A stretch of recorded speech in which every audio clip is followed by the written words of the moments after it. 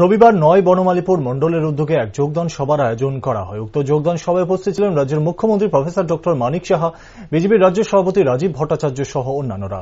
এদিনের যোগদান সভায় ৩৭৩ পরিবারের ৬৯৯ জন ভোটার বিজেপির পতাকা তলে সামিল হয়।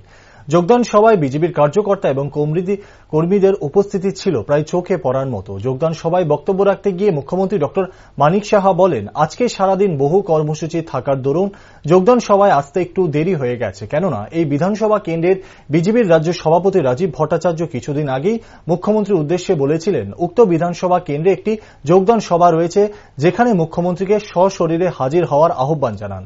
ফলে রাজ্য সভাপতির এই আহ্বানকে মান্যতা দিয়েই আজকের এই যোগদান সভায় তিনি এসেছেন। পাশাপাশি তিনি এদিন সকল নবাগতদের ধন্যবাদ এবং অভিনন্দন জ্ঞাপন করেন বিজেপির পতাকা তলে সামিল হওয়ার জন্য।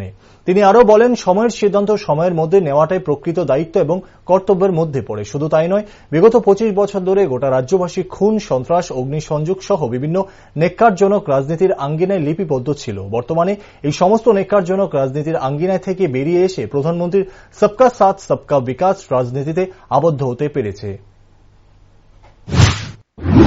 গত কয়েকদিন ধরে উনি দিল্লি গিয়েছিলেন, কিছুদিন আগে আমাকে যাওয়ার আগে বলেছিলেন যে এখানে একটা যোগদান সভা হবে, আপনার কিন্তু আসতে হবে। তো আজকে সকাল থেকে অনেক প্রোগ্রাম ছিল, তার মধ্যে যখন উনি বললেন যে আমরা সবাই তৈরি আছি, আপনি চলে আসুন, তার দেরি না করে আমি ওই সভা শেষ করে আপনাদের মাঝে চলে এলাম। বন্ধুগণ, যারা আজকে এই সিদ্ধান্ত নিয়েছেন যে ভারতীয় জনতা পার্টিতে যোগদান করবেন এবং ভারতীয় জনতা পার্টির পতাকা তুলে আপনারা আসবেন, যেটা রাজীববাবু বলেছেন, সঠিক সময়ে সঠিক সিদ্ধান্ত আপনারা নিয়েছেন। কারণ এতদিন ধরে আমরা কি রাজনীতি দেখেছি? অগ্নিসংযোগ, ধর্ষণ, খুন, সন্ত্রাস, এগুলো তো আমরা দেখেছি। ডিভাইড এন্ড পলিসির মাধ্যমে জাতি জনজাতির মধ্যে একটা বিভেদ সৃষ্টি করে এতদিনের রাজনীতি আমরা দেখেছি। শ্রমিক মালিকের মধ্যে বিভেদ সৃষ্টি করে আমরা রাজনীতি আমরা দেখেছি।